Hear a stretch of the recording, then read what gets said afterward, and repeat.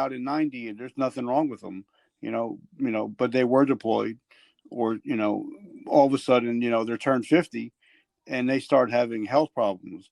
Can they go back, or how do they get into the VA So system? look, any veteran that has honorable discharge, any veteran can go and apply for a VA credit card, VA ID card in their local VA, right? They can start off with that. They can say, hey, I'm a veteran. This is the VA. I want to get a VA card, right? So two things can happen, right? They can get that and then the business center is going to ask you, where do you live? Do you want to seek service over here? They can't ask you anything else because that's a law. But for the veteran itself, it starts with getting a veteran ID card. And then what happens if you're not going to be denied being seen, but let's just say, you have to see a doctor, and you could be, charged a certain amount because you're not service connected. And when I say that, it's like veterans like myself, like I'm at 90%. So in order for you to not get not to be charged at the VA, you got to be at least 50%, because that's the standard for not being charged in the VA. So other than that, they're going to charge you a certain amount, but I don't think it's going to be anything higher than the normal medical center that would normally charge you hundreds or thousands of dollars. But to your point, any veteran can go over there and apply for a VA identification card. Okay, so now say if there's a person like me or you, we're at 80%. How do we go about, like now I've become blind during this whole COVID thing. How do we go about getting our records looked over again to upgrade possibly? So pretty much you're gonna go back, right? And you're gonna see your your service provider, probably nurse practitioner, and then they're gonna have your medical history on file. Then you're gonna have to bring it back and say, hey, the reason why I'm blind is because this happened back then when I was in the military, right? This is going to be medically documented in your file. Nobody's going to delete it except nobody's going to take that away from you. It's the law. So with that being said, they're going to show a pattern of history of your medical history, of your medical record. And it's going to show that probably this was contribute to service connectability. This was happened in the military, this and this.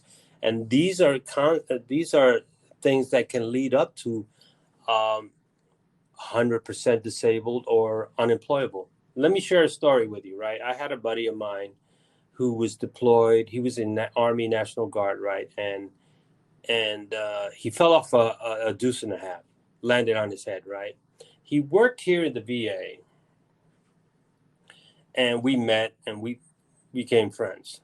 So the VA, unfortunately, the department, terminated him because he couldn't keep his job. He couldn't do the job. Instead of finding reasonable accommodations to put him in another job, he was terminated. We helped him to get 100% service connectability over the years. It was tough.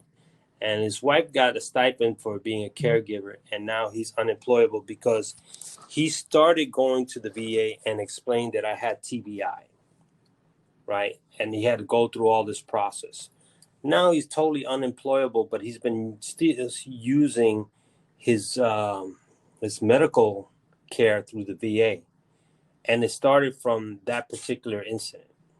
So what am I saying? If you start going to your regular VA and caregiving, whatever the case may be, case by case, I'm not saying it's guaranteed, but mostly if you have great documentation, a good history of what's happening, it can lead you to possible higher levels of service connectability in the future. Okay. Now we're going to talk a little bit, about something. Now this might get a little bit personal. That's okay. But, we are two friends. So, this can help a lot of people.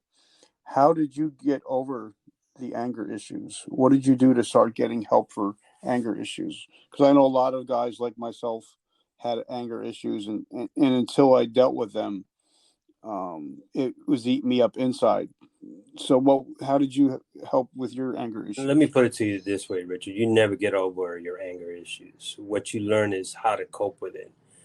You know, a lot of resentment, you have to have closure, first of all, into what has happened in your life as a child. And then I've learned that because of my anger issues, it almost led me to employment. I didn't realize that until I retired from the, UPS, right? And I started seeing that, hey, and I and prior, because I need a hip replacement, I was just constantly working out and doing martial arts for the most of the time. But the biggest thing is that identifying you have a problem and listening to people like why you have anger issues, and understanding that sometimes those anger issues lead you to bad choices that make bad decisions, not only for you, but for your family. So I had to take a step back and reinvent myself and understand, like, hey, I have anger issues. I'm going to have to talk to certain people that I have trust and credibility, that I can be mentored or be held accountable. And I've had that culture in the VA, and I still have it outside of the VA. But that's going to be an ongoing process, because it's like PTSD, it's like TBI, it's like anything else. It never goes away. It's understanding what triggers you. It's something that it stays in you. It's something that's part of your DNA. It's anger issues that we do not tolerate, because people don't understand that once we leave the military, we're built a certain way that it changes you forever. So certain things when we were kids or before the military wouldn't set us off, but now they do. Certain things that people do would set us off. But a lot of people are fearful of the military because they think of us as killers or anything else. A good example. Back in the day, they would think that Vietnam, they were saying Vietnam veterans were freaking baby killers. They were spit on. But here they are. They're the last of the Mohicans, right? It took over 50 years to get to see retribution for them. They still have a lot of anger. Now, guys like you and me, we have anger because we've been exposed to certain things in the military that people will never understand except us in the military. That sets us off because it first of all, it mentally violates your personal character. And the other thing is that you learn that you're not going to stand for that. And when you get out of the military, it stays with you. So you have to seek a community that can understand and mentor you. And sometimes, in worst case scenarios, you're going to have to take some meds. Now, I only recommend that as a rescue, not as a quality of life, because meds will change your chemical buildup in your body and change the way you think and do things after a period of time. That's my recommendation. So I hope I answered that question for you. Yep, I do. Now, of course, tomorrow or Friday, I'm going to have our friend Wayne going to be coming on, and we're going to be talking about financial literacy. So, when a lot of guys get out of the military, usually they say, you get out of the military, you either have one divorce, a DUI, and a bankruptcy before you get out of the Oh, military. So, yeah. what are some of the things that guys can do when they to get ready to get out of the military? What are some of the things they can do to help set themselves up in a better position So look, financially? I that's a great question you brought up, and I need to bring that up to everybody out here. So I was financially illiterate, incompetent in a lot of ways because I had the military take care of it. So you talk about bad credit score, car being repossessed, child support,